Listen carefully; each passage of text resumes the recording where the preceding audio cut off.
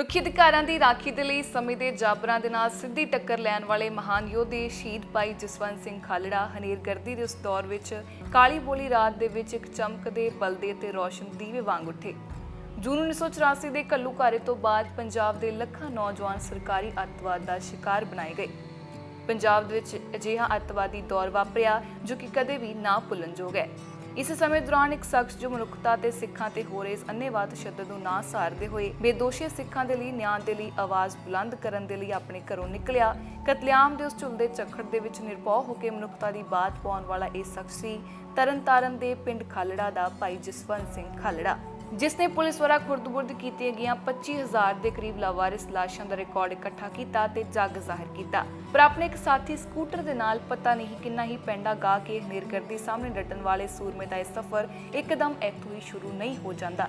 ਭਾਈ ਜਸਵੰਤ ਸਿੰਘ ਖਾਲੜਾ ਦਾ ਸਮੁੱਚਾ ਜੀਵਨ ਉਹਨਾਂ ਦੀ ਸੰਘਰਸ਼ਮਈ ਵਿਰਾਸਤ ਅਤੇ ਮਨੁੱਖੀ ਹੱਕਾਂ ਦੇ ਲਈ ਇੱਕ ਸਿੱਖ ਦੇ ਫਰਜ਼ਾਂ ਨੂੰ ਪੂਰਨ ਤੌਰ ਤੇ ਪੇਸ਼ ਕਰਦਾ ਹੈ। ਸਿੱਖ ਇਤਿਹਾਸ ਦੇ ਵਿੱਚ ਜ਼ਾਰੂ ਵਿਰਾਸਤ ਰੱਖਣ ਵਾਲੇ ਪਰਿਵਾਰ ਦੇ ਵਿੱਚ 2 ਨਵੰਬਰ 1952 ਨੂੰ ਪਿੰਡ ਖਾਲੜਾ ਦੀ ਸੂਰਾਪੱਤੀ ਦੇ ਵਿੱਚ ਜਨਮੇ ਜਸਵੰਤ ਸਿੰਘ ਖਾਲੜਾ ਦੇ ਦਾਦਾ ਹਰਨਾਮ ਸਿੰਘ ਖਾਲੜਾ ਅੰਗਰੇਜ਼ੀ ਹਕੂਮਤ ਵਿਰੁੱਧ ਸੰਘਰਸ਼ੀ ਪਿੜ ਦੇ ਵਿੱਚ ਉਤਰੇ ਹੋਏ ਸਨ। 1914 ਦੇ ਵਿੱਚ ਕਾਮਾਗਾਟੂ ਮਾਰੂ ਜਹਾਜ਼ ਦਾ ਪ੍ਰੋਜੈਕਟ ਆਰੰਭਣ ਵਾਲੇ ਭਾਈ ਗੁਰਦੇਵ ਸਿੰਘ ਜੀ ਆਪ ਦੇ ਸਾਥੀ ਰਹੇ। ਭਾਰਤ ਵਾਪਸ ਪਰਤੇ ਕਾਮਾਗਾਟੂ ਮਾਰੂ ਦੇ ਮੁਸਾਫਰਾਂ ਵਿੱਚੋਂ ਭਾਈ ਹਰਨਾਮ ਸਿੰਘ ਪੁਲਿਸ ਦੀ ਗੋਲੀ ਤੋਂ ਤਾਂ ਬਚ ਗਏ ਸਨ, ਪਰ ਉਹਨਾਂ ਨੇ ਇਸ ਪਿੱਛੋਂ ਕਈ ਸਾਲ ਜੇਲ੍ਹ ਅਤੇ ਨਜ਼ਰਬੰਦੀ ਕੱਟੀ।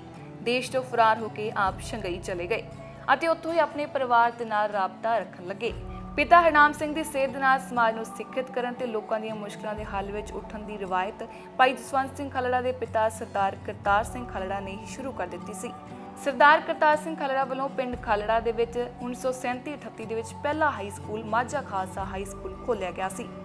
ਦੇਸ਼ ਦੀ ਆਜ਼ਾਦੀ ਤੋਂ ਬਾਅਦ ਵੀ ਕਰਤਾਰ ਸਿੰਘ ਸਮਾਜਿਕ ਤੇ ਸੰਘਰਸ਼ੀ ਪੜਾਂ ਦੇ ਵਿੱਚ ਅੱਗੇ ਰਹੇ। ਪਿਤਾ ਕਰਤਾਰ ਸਿੰਘ ਨੇ ਆਪਣੇ 9 ਬੱਚਿਆਂ ਨੂੰ ਪੜ੍ਹਾ ਲਿਖਾ ਕੇ ਚੰਗਾ ਜੀਵਨ ਜਿਉਣ ਦੇ ਯੋਗ ਬਣਾਇਆ। ਭਾਈ ਜਸਵੰਤ ਸਿੰਘ ਖਾਲੜਾ ਆਪਣੇ ਮਾਪਿਆਂ ਦਾ 6ਵਾਂ ਬੱਚਾ ਸੀ। ਬਚਪਨ ਤੋਂ ਹੀ ਜਸਵੰਤ ਸਿੰਘ ਖਾਲੜਾ ਦੇ ਅੰਦਰ ਕਿਸ ਤਰ੍ਹਾਂ ਦੇ ਸੰਘਰਸ਼ਮਈ ਭਾਵ ਸਨ, ਇਸ ਦਾ ਪਤਾ ਇਸ ਗੱਲ ਤੋਂ ਲਗਾਇਆ ਜਾ ਸਕਦਾ ਹੈ ਕਿ ਜਦ 1972 ਦੇ ਵਿੱਚ ਪੰਜਾਬ ਸਰਕਾਰ ਵੱਲੋਂ ਕਾਮਾਗਾਟੂ ਮਾਰੂ ਜਹਾਜ਼ ਮੁਸਾਫਰਾਂ ਨੂੰ ਪੈਨਸ਼ਨ ਦੇਣ ਦਾ ਐਲਾਨ ਕੀਤਾ ਗਿਆ ਤਾਂ ਭਾਈ ਜਸਵੰਤ ਸਿੰਘ ਖਾਲੜਾ ਨੇ ਆਪਣੇ ਪਿਤਾ ਤੋਂ ਇਹ ਕਹਿ ਕੇ ਨਾ ਕਰਵਾ ਦਿੱਤੀ ਸੀ ਕਿ ਅਸੀਂ ਆਪਣੇ ਦਾਦੇ ਦੀ ਕੁਰਬਾਨੀ ਦਾ ਮੁੱਲ ਨਹੀਂ ਵੱਟਣਾ। 1973 ਦੇ ਦੌਰ ਦੇ ਵਿੱਚ ਪੰਜਾਬ ਭਰ ਅੰਦਰ ਪੜ੍ਹੇ ਲਿਖੇ ਪੇਂਡੂ ਨੌਜਵਾਨਾਂ ਦੀ ਨੌਜਵਾਨ ਭਾਰਤ ਸਭਾ ਜਥੇਬੰਦੀ ਪੂਰੀ ਜੋਰਾਂ ਸ਼ੋਰਾਂ ਤੇ ਸੀ ਅਤੇ ਜਸਵੰਤ ਸਿੰਘ ਖਾਲੜਾ ਜਥੇਬੰਦੀ ਦਾ ਇੱਕ ਸਿਰ ਕੱਢ ਆਗੂ ਸੀ।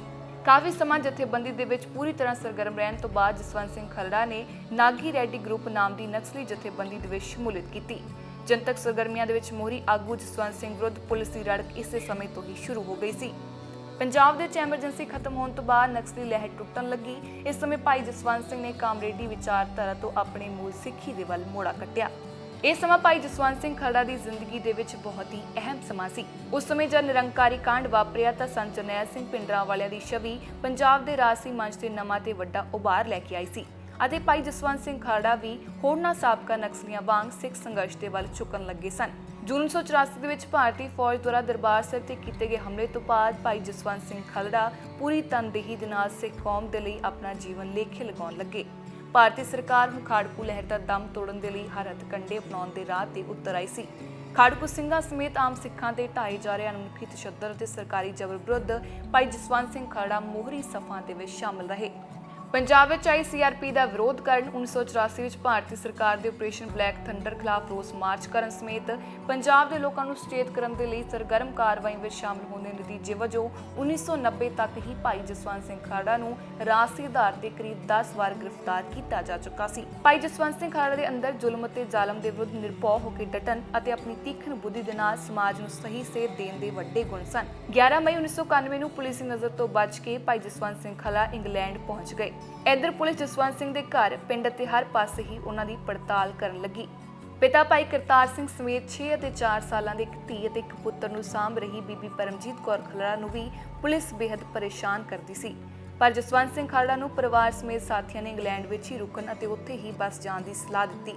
ਇੰਗਲੈਂਡ ਦੇ ਵਿੱਚ ਸਿਆਸੀ ਪਨਾਹ ਵੀ ਆਪ ਨੂੰ ਮਿਲ ਚੁੱਕੀ ਸੀ, ਪਰ ਉਸੇ ਸਮੇਂ ਜਸਵੰਤ ਸਿੰਘ ਖਾਲੜਾ ਨੇ ਵਾਪਸ ਪੰਜਾਬ ਪਰਤਣ ਦਾ ਦ੍ਰਿੜ ਇਰਾਦਾ ਕਰ ਲਿਆ। ਗੁਰੂ ਦੀ ਬਖਸ਼ਿਸ਼ ਦੇ ਨਾਲ ਸਦਾ ਨਿਮਰ, ਨਿਡਰ ਅਤੇ ਇਮਾਨਦਾਰ ਰਹਿਣ ਵਾਲੇ ਭਾਈ ਜਸਵੰਤ ਸਿੰਘ ਖਾਲੜਾ ਪੰਜਾਬ ਦੇ ਖਤਰਨਾਕ ਹਾਲਾਤਾਂ ਨੂੰ ਭਲੀ ਭਾਂਤ ਸਮਝਦੇ ਸਨ, ਪਰ ਗੁਰੂ ਦੇ ਹੁਕਮ ਅਤੇ ਬਾਣੀ ਦੇ ਵਿੱਚ ਭਿੱਜੇ ਹੋਏ ਭਾਈ ਸਾਹਿਬ ਨੇ ਉਸ ਸਮੇਂ ਆਖਿਆ ਸੀ ਕਿ ਜੋ ਕੰਮ ਕਰਨਾ ਚਾਹੁੰਦੇ ਨੇ ਉਹ ਪੰਜਾਬ ਦੇ ਵਿੱਚ ਹੀ ਰਹਿ ਕੇ ਕੀਤਾ ਜਾ ਸਕਦਾ ਹੈ। ਇਸ ਸਮੇਂ ਤੱਕ ਜਸਵੰਤ ਸਿੰਘ ਖਾਲੜਾ ਇਹ ਸਮਝ ਚੁੱਕੇ ਸਨ ਕਿ ਜੇਕਰ ਪੰਜਾਬ ਅੰਦਰ ਹੋ ਰਹੇ ਜ਼ੁਲਮਾਂ ਦੇ ਵਿਰੁੱਧ ਬਾਹਰਲੇ ਸੰਸਾਰ ਦਾ ਦਬਾਅ ਬਣਾਉਣਾ ਹੈ ਤਾਂ ਠੋਸ ਤੱਥਾਂ ਦੇ ਆਧਾਰਿਤ ਪ੍ਰਮਾਣਿਕ ਰਿਪੋਰਟਾਂ ਤਿਆਰ ਕਰਨੀਆਂ ਬਹੁਤ ਜ਼ਰੂਰੀ ਨੇ। ਉਸ ਵੇਲੇ ਬੇਅੰਤ ਸਿੰਘ ਦੀ ਸਰਕਾਰ ਪੰਜਾਬ ਦੇ ਵਿੱਚ ਬਣ ਚੁੱਕੀ ਸੀ। ਪੁਲਿਸ ਵੱਲੋਂ ਖਾੜਕੂਆਂ ਤੇ ਪਰਿਵਾਰਾਂ ਤੇ ਅੰਨ੍ਹੇਵਾਹ ਤਸ਼ੱਦਦ ਸ਼ੁਰੂ ਕਰ ਦਿੱਤਾ ਗਿਆ ਸੀ। ਬਾਬਾ ਪਿਆਰਾ ਸਿੰਘ ਸੁਲਤਾਨਵਿੰਡ ਅਤੇ ਬਾਬਾ ਗੁਰਬਚਨ ਸਿੰਘ ਮਾਨੋਚਾ ਸਮੇਤ ਅਨੇਕਾਂ ਸਿੰਘਾਂ ਦੀਆਂ ਲਾਸ਼ਾਂ ਨੂੰ ਲਵਾਰਿਸ ਕਹਿ ਕੇ ਸਾੜ ਦਿੱਤਾ ਗਿਆ ਜਾਂ ਖੁਰਦ-ਬੁਰਦ ਕਰ ਦਿੱਤਾ ਗਿਆ। ਉਸ ਹਨੇਰਗਰਦੀ ਦੇ ਦੌਰ ਨੂੰ ਇਸ ਤਰ੍ਹਾਂ ਸਮਝਿਆ ਜਾ ਸਕਦਾ ਹੈ ਕਿ ਜਦ ਚਾਰੇ ਪਾਸੇ ਸਰਕਾਰੀ ਜ਼ੁਲਮ, ਅੰਨ੍ਹੇਵਾਹ ਤਸ਼ੱਦਦ ਅਤੇ ਨਿਆਂ ਦੀ ਕੋਈ ਵੀ ਬਾਤ ਨਾ ਪੁੱਛਣ ਦੀ ਬੇਉਮੀਦੀ ਛਾਈ ਹੋਈ ਸੀ, ਪਰ ਉਸੇ ਸਮੇਂ ਵੀ ਭਾਈ ਜਸਵੰਤ ਸਿੰਘ ਖਾਲੜਾ ਦੇ ਅੰਦਰ ਜਾਬਰਾਂ ਨੂੰ ਜਾਬਰ ਕਹਿਣ ਅਤੇ ਨਿਆਂ ਪ੍ਰਾਪਤ ਕਰਨ ਦੀ ਇੱਕ ਡੂੰਘੀ ਅਤੇ ਦ੍ਰਿੜ ਉਮੀਦ ਬਸੀ ਹੋਈ ਸੀ। ਭਾਈ ਜਸਵੰਤ ਸਿੰਘ ਖਾਲੜਾ ਤੇ ਸਰਦਾਰ ਜਸਪਾਲ ਸਿੰਘ ਢਿੱਲੋਂ ਵੱਲੋਂ 2 ਮੈਂਬਰੀ ਪੜਤਾਲੀਆ ਕਮੇਟੀ ਹਿਊਮਨ ਰਾਈਟਸ ਵਿੰਗ ਦੀ ਸਥਾਪਨਾ ਕੀਤੀ ਗਈ ਅਤੇ ਇਸ ਵਿੰਗ ਦੇ ਤਹਿਤ ਹੀ ਭਾਈ ਜਸਵੰਤ ਸਿੰਘ ਖਾਲੜਾ ਨੇ 25,000 ਲਵਾਰਿਸ ਲਾਸ਼ਾਂ ਦਾ ਰਿਕਾਰਡ ਸਾਹਮਣੇ ਲਿਆਂਦਾ। ਭਾਈ ਜਸਵੰਤ ਸਿੰਘ ਖਾਲੜਾ, ਭਾਈ ਅਮਰੀਕ ਸਿੰਘ ਤੇ ਸਰਦਾਰ ਜਸਪਾਲ ਸਿੰਘ ਢਿੱਲੋਂ ਵੱਲੋਂ ਮਿਲ ਕੇ ਖੋਜ ਦਾ ਕਾਰਜ ਸ਼ੁਰੂ ਕੀਤਾ ਗਿਆ ਸੀ।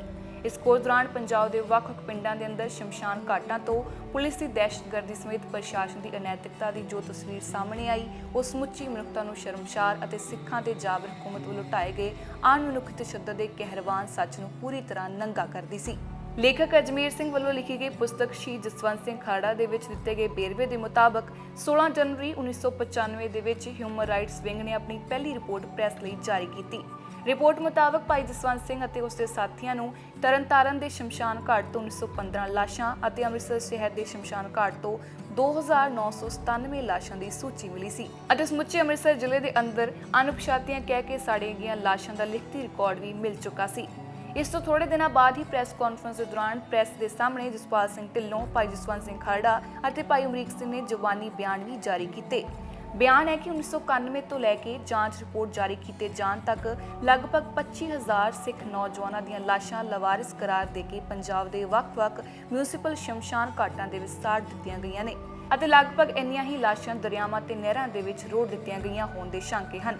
ਹਿਊਮਨ ਰਾਈਟਸ ਵਿੰਗ ਨੇ ਆਪਣੀ ਰਿਪੋਰਟ ਜਾਰੀ ਕਰਦਿਆਂ ਭਾਰਤ ਦੀਆਂ ਕੌਮੀ ਰਾਜਨੀਤਿਕ ਪਾਰਟੀਆਂ ਤੇ ਪਾਰਲੀਮੈਂਟ ਦੇ ਮੈਂਬਰਾਂ ਨੂੰ ਇਸ ਦੁਖਦਾਈ ਕਾਂਡ ਤੇ ਕਦਮ ਉਠਾਉਣ ਦੇ ਨਾਲ-ਨਾਲ ਭਾਰਤ ਸਰਕਾਰ ਕੋਲੋਂ ਇਹ ਮੰਗ ਕੀਤੀ ਕਿ ਪੰਜਾਬ ਭਰ ਦੇ ਅੰਦਰ ਸ਼ਮਸ਼ਾਨ ਘਾਟਾਂ ਦੇ ਵਿੱਚ ਸਾੜੀਆਂ ਗਈਆਂ ਲਾਸ਼ਾਂ ਦੀਆਂ ਫੋਟੋਆਂ ਪ੍ਰਕਾਸ਼ਿਤ ਕੀਤੀਆਂ ਜਾਣ ਤਾਂ ਜੋ ਲਾਪਤਾ ਕੀਤੇ ਗਏ ਨੌਜਵਾਨਾਂ ਦੇ ਮਾਪਿਆਂ ਨੂੰ ਆਪਣੇ ਬੱਚਿਆਂ ਦੇ ਜਿਉਂਦੇ ਜਾਂ ਮਰੇ ਹੋਣ ਦੀ ਸਹੀ ਜਾਣਕਾਰੀ ਮਿਲ ਸਕੇ ਅਤੇ ਉਹਨਾਂ ਦੀਆਂ ਅੰਤਿਮ ਰਸਮਾਂ ਪੂਰੀਆਂ ਕੀਤੀਆਂ ਜਾ ਸਕਣ। ਦੂਜੇ ਪਾਸੇ ਪੰਜਾਬ ਦੇ ਤਤਕਾਲੀ ਪੁਲਿਸ ਮੁਖੀ KPS ਗਿੱਲ ਨੇ ਇਹਨਾਂ ਦੋਸ਼ਾਂ ਨੂੰ ਪੂਰੀ ਤਰ੍ਹਾਂ ਰੱਦ ਕਰ ਦਿੱਤਾ ਸੀ, ਪਰ ਹੁਣ ਲਵਾਰਿਸ ਲਾਸ਼ਾਂ ਦੇ ਨਾਮ ਹੇਠ ਪੰਜਾਬ ਪੁਲਿਸ ਦੇ ਘਿਨਾਉਣੇ ਸੱਚ ਦਾ ਪਰਦਾ ਦੁਨੀਆ ਸਾਹਮਣੇ ਉੱਠ ਚੁੱਕਿਆ ਸੀ। ਭਾਈ ਜਸਵੰਤ ਸਿੰਘ ਖਾਲੜਾ ਨੂੰ ਹੁਣ ਧਮਕੀਆਂ ਵੀ ਮਿਲਣੀਆਂ ਸ਼ੁਰੂ ਹੋ ਗਈਆਂ। ਇਸੇ ਸਮੇਂ KPS ਗਿੱਲ ਨੇ ਅਜੀਤ ਸਿੰਘ ਸੰਧੂ ਸਮੇਤ ਉਸ ਦੇ ਗਰੋਹ ਨੂੰ ਮੁੜ ਤਰਨਤਾਰਨ ਬਦਲੀ ਕਰਵਾ ਦਿੱਤਾ ਸੀ। ਆਪਣੇ ਮਰ ਚੁੱਕੇ ਪਰਿਵਾਰਕ ਜੀਆਂ ਦੀਆਂ ਲਾਸ਼ਾਂ ਲਈ ਦਰ-ਦਰ ਭਟਕ ਰਹੇ ਲੋਕਾਂ ਤੇ ਅਜੀਤ ਸਿੰਘ ਸੰਧੂ ਨੇ ਹੁਣ ਜ਼ਬਰ ਢਾਉਣਾ ਦੁਬਾਰਾ ਤੋਂ ਸ਼ੁਰੂ ਕਰ ਦਿੱਤਾ। ਪੁਲਿਸ ਦੀ ਧੱਕੇਸ਼ਾਹੀ ਵਿਰੁੱਧ ਸਾਰੇ ਠੋਸ ਤੱਥ ਹਿਊਮਨ ਰਾਈਟਸ ਕਮਿਸ਼ਨ ਨੇ ਭਾਰਤੀ ਅਦਾਲਤਾਂ, ਰਾਸ਼ਟਰੀ ਮਨੁੱਖੀ ਅਧਿਕਾਰ ਕਮਿਸ਼ਨ, ਗਵਰਨਰ, ਪ੍ਰਧਾਨ ਮੰਤਰੀ, ਰਾਸ਼ਟਰਪਤੀ ਤੋਂ ਲੈ ਕੇ ਕੌਮਾਂਤਰੀ ਸੰਸਥਾਵਾਂ ਤੇ ਪੱਛਮੀ ਦੇਸ਼ਾਂ ਦੀਆਂ ਸਰਕਾਰਾਂ ਤੱਕ ਵੀ ਪਹੁੰਚਾਏ। UN ਦਾ ਮਨੁੱਖੀ ਅਧਿਕਾਰ ਕਮਿਸ਼ਨ ਜਦ 1995 ਦੇ ਵਿੱਚ ਚੰਡੀਗੜ੍ਹ ਆਇਆ ਤਾਂ ਉਸ ਦੇ ਵਫਦ ਦੇ ਸਾਹਮਣੇ ਵੀ ਇਹ ਸੱਚਾਈ ਨੰਗੀ ਕੀਤੀ ਗਈ। ਭਾਈ ਜਸਵੰਤ ਸਿੰਘ ਖਾਲੜਾ ਨੇ ਜ਼ੁਲਮ ਦੀ ਦਾਸਤਾਨ ਨੂੰ ਅੰਤਰਰਾਸ਼ਟਰੀ ਪੱਧਰ ਤੇ ਨਸ਼ਰ ਕਰਨ ਦੇ ਲਈ ਸਾਰਾ ਰਿਕਾਰਡ ਕੈਨੇਡਾ ਦੀ ਪਾਰਲੀਮੈਂਟ ਦੇ ਵਿੱਚ ਜਮ੍ਹਾਂ ਕਰਵਾਇਆ ਅਤੇ ਇਸ ਦੌਰਾਨ ਸਾਰੀ ਦੁਨੀਆ ਦੇ ਸਾਹਮਣੇ ਦੱਸੇ ਕਿਵੇਂ ਪੰਜਾਬ ਦੇ ਅੰਦਰ ਹਿੰਦੁਸਤਾਨੀ ਹਕੂਮਤ ਵੱਲੋਂ ਸਿੱਖਾਂ ਨੂੰ ਕੋਹ ਕੇ ਮਾਰਿਆ ਜਾ ਰਿਹਾ ਹੈ। ਭਾਈ ਜਸਵੰਤ ਸਿੰਘ ਖਾਲੜਾ ਦੀ ਇਹ ਲੜਾਈ ਕਿੰਨੀ ਮੁਸ਼ਕਿਲ ਅਤੇ ਭਿਆਨਕ ਸੀ, ਇਸ ਦਾ ਅੰਦਾਜ਼ਾ ਇਸ ਗੱਲ ਤੋਂ ਲਗਾਇਆ ਜਾ ਸਕਦਾ ਹੈ ਕਿ 30 ਜੁਲਾਈ 1995 ਨੂੰ ਅਜੀਤ ਸਿੰਘ ਸੰਧੂ ਨੇ ਪੁਲਿਸ ਦੇ ਘਿਨਾਉਣੇ ਸੱਚ ਨੂੰ ਬੇਪਰਦਾ ਕਰਨ ਵਾਲੇ ਮਨੁੱਖੀ ਅਧਿਕਾਰ ਸੰਗਠਨਾਂ ਦੀਆਂ ਚੁੱਭਦੀਆਂ ਕਾਰਵਾਈਆਂ ਤੋਂ ਲਾਲ ਪੀਲੇ ਹੁੰਦੇ ਹੋਇਆਂ ਇੱਕ ਅਚਾਨਕੀ ਮੀਟਿੰਗ ਸੱਦੀ ਸੀ। ਇਸ ਮੀਟਿੰਗ ਦੇ ਵਿੱਚ ਅਜੀਤ ਸਿੰਘ ਸੰਧੂ ਨੇ ਆਖਿਆ ਸੀ ਕਿ ਪਾਣੀ ਹੁਣ ਗਲਾਂ ਤੱਕ ਪਹੁੰਚ ਗਿਆ ਹੈ, ਜਿਸ ਕਰਕੇ ਜਸਵੰਤ ਸਿੰਘ ਖਾਲੜਾ ਅਤੇ ਉਸ ਦੇ ਪ੍ਰਮੁੱਖ ਸਹਿਯੋਗੀਆਂ ਨੂੰ ਚੁੱਪ ਕਰਾਉਣਾ ਫੌਰੀ ਲੋੜ ਬਣ ਗਈ ਹੈ। 5 ਸਤੰਬਰ ਨੂੰ ਭਾਈ ਜਸਵੰਤ ਸਿੰਘ ਖਾਲੜਾ ਨੇ ਆਪਣੇ ਮਾਪਿਆਂ ਦੇ ਨਾਲ ਆਖਰੀ ਮਿਲਣੀ ਕੀਤੀ ਸੀ। 6 ਸਤੰਬਰ 1995 ਦਾ ਉਹ ਮਨਹੂਸ ਦਿਨ ਆਉਂਦਾ ਹੈ ਜਦ ਸਵੇਰੇ 9 ਵਜੇ ਦੇ ਕਰੀਬ ਭਾਈ ਜਸਵੰਤ ਸਿੰਘ ਖਾਲੜਾ ਨੂੰ ਉਹਨਾਂ ਦੇ ਘਰ ਦੇ ਬਾਹਰੋਂ ਆਪਣੀ ਗੱਡੀ ਧੋਂਦਿਆਂ ਨੂੰ ਪੁਲਿਸ ਮੁਲਾਜ਼ਮ ਬੰਦੂਕ ਦੀ ਨੋਕ ਤੇ ਇੱਕ ਪ੍ਰਾਈਵੇਟ ਬੱਸ ਦੇ ਵਿੱਚ ਗੈਰ ਕਾਨੂੰਨੀ ਢੰਗ ਦੇ ਨਾਲ ਅਗਵਾ ਕਰਕੇ ਲੈ ਜਾਂਦੇ ਨੇ। ਬਾਅਦ ਦੇ ਵਿੱਚ CBI ਦੇ ਸਾਹਮਣੇ ਘਟਨਾ ਦੇ ਚਸ਼ਮਦੀਦ ਗਵਾਹਾਂ ਰਾਜੀਵ ਸਿੰਘ ਰੰਧਾਵਾ ਤੇ ਕਿਰਪਾਲ ਸਿੰਘ ਰੰਧਾਵਾ ਨੇ ਸਾਰਾ ਦ੍ਰਿਸ਼ ਬਿਆਨ ਕੀਤਾ ਸੀ। 9 ਸਤੰਬਰ ਨੂੰ ਬੀਬੀ ਪਰਮਜੀਤ ਕੌਰ ਖਾਲੜਾ ਨੇ ਭਾਈ ਜਸਵੰਤ ਸਿੰਘ ਖਾਲੜਾ ਨੂੰ ਅਗਵਾ ਕਰਨ ਅਤੇ ਗੈਰ ਕਾਨੂੰਨੀ ਹਿਰਾਸਤ ਤੋਂ ਰਿਹਾਈ ਦੇ ਲਈ ਸੁਪਰੀਮ ਕੋਰਟ ਅੱਗੇ ਰਿਟ ਪਟੀਸ਼ਨ ਦਾਇਰ ਕੀਤੀ। ਬੀਬੀ ਪਰਮਜੀਤ ਕੌਰ ਖਾਲੜਾ ਜਸਵੰਤ ਸਿੰਘ ਖਾਲੜਾ ਦੇ ਬਜ਼ੁਰਗ ਮਾਪਿਆਂ ਸਮੇਤ ਭਾਈ ਖਾਲੜਾ ਦੇ ਅਜ਼ੀਜ਼ ਸਾਥੀਆਂ ਨੇ ਭਾਈ ਸਾਹਿਬ ਨੂੰ ਇਨਸਾਫ ਦਿਵਾਉਣ ਦੇ ਲਈ ਲੰਬੀ ਅਤੇ ਅੰਤਕ ਕਾਨੂੰਨੀ ਲੜਾਈ ਲੜੀ। 2005 ਦੇ ਵਿੱਚ 9 ਦੋਸ਼ੀਆਂ ਵਿੱਚੋਂ 6 ਦੋਸ਼ੀਆਂ ਨੂੰ ਸਜ਼ਾਵਾਂ ਸੁਣਾਈਆਂ ਗਈਆਂ, 2 ਨੂੰ ਉਮਰ ਕੈਦ ਹੋਈ, ਬਾਕੀਆਂ ਨੂੰ 7-7 ਸਾਲਾਂ ਦੀ ਸਜ਼ਾ ਸੁਣਾਈ ਗਈ। 2011 ਦੇ ਵਿੱਚ 16 ਸਾਲਾਂ ਤੱਕ ਚੱਲੀ ਇਸ ਅਦਾਲਤੀ ਕਾਰਵਾਈ ਦਾ ਅੰਤ ਹੋਇਆ। ਪਰ ਇੰਨੇ ਲੰਬੇ ਅਰਸੇ ਤੱਕ ਇੱਕ ਬੇਗੁਨਾਹ ਤੇ ਜ਼ੁਲਮ ਦੇ ਖਿਲਾਫ ਡਟਣ ਵਾਲੇ ਮਹਾਨ ਯੋਧੇ ਨੂੰ ਇਨਸਾਫ ਦਿਵਾਉਣ ਦੇ ਲਈ ਅਦਾਲਤਾਂ ਦੇ ਜਿਸ ਤਰ੍ਹਾਂ ਚੱਕਰ ਕੱਢਣੇ ਪਏ, ਇਹ ਵੀ ਭਾਰਤੀ ਪ੍ਰਸ਼ਾਸਨ ਅਤੇ ਨਿਆਂ ਪ੍ਰਣਾਲੀ ਤੇ ਇੱਕ ਵੱਡਾ ਸਵਾਲ ਹੈ। ਭਾਈ ਜਸਵੰਤ ਸਿੰਘ ਖਾਲੜਾ ਦੀ ਸ਼ਹਾਦਤ ਨੇ ਪੰਜਾਬ ਦੇ ਵਿੱਚ ਉਸ ਸਮੇਂ ਸਿੱਖਾਂ ਤੇ ਢਾਏ ਜਾ ਰਹੇ ਕਹਿਰ ਦੇ ਵਿਰੁੱਧ ਡਟਣ, ਮਨੁੱਖੀ ਅਧਿਕਾਰਾਂ ਲਈ ਆਵਾਜ਼ ਬੁਲੰਦ ਕਰਨ ਸਮੇਤ ਜ਼ੁਲਮ ਅਤੇ ਜ਼ਬਰ ਵਿਰੁੱਧ ਦਲੇਰੀ ਅਤੇ ਹਿੰਮਤ ਦੇ ਨਾਲ ਆਪਣੇ ਬਣਦੇ ਕਾਰਜ ਨੂੰ ਪੂਰਾ ਕਰਨ ਦੇ ਦ੍ਰਿੜ ਅਤੇ ਬੇਮਿਸਾਲ ਇਰਾਦੇ ਨੂੰ ਨਵੀਂ ਰੌਸ਼ਨੀ ਦਿੱਤੀ। ਭਾਈ ਜਸਵੰਤ ਸਿੰਘ ਖਾਲੜਾ ਦੇ ਖੁਦ ਦੇ ਸ਼ਬਦਾਂ ਦੇ ਅਨੁਸਾਰ ਆਪ ਜ਼ੁਲਮ ਦੀ ਹਨੇਰਗਰਦੀ ਦੇ ਵਿੱਚ ਅਣਖੀਲੇ ਪੰਜਾਬ ਤੋਂ ਉੱਠੀ ਇੱਕ ਦੀਪਕ ਦੀ ਨਿਆਈ ਵਾਂਗ ਸਨ, ਜਿਸ ਦੀ ਰੌਸ਼ਨੀ ਸਦਾ ਹੀ ਮਨੁੱਖੀ ਹੱਕਾਂ ਦੇ ਲਈ ਡਟਣ ਅਤੇ ਜਾਬਰ ਦਾ ਟਾਕਰਾ ਦਲੇਰੀ ਦੇ ਨਾਲ ਕਰਨ ਦਾ ਸਬਰ ਭਰਿਆ ਨਿੱਘ ਵੰਡਦੀ ਰਹੇਗੀ।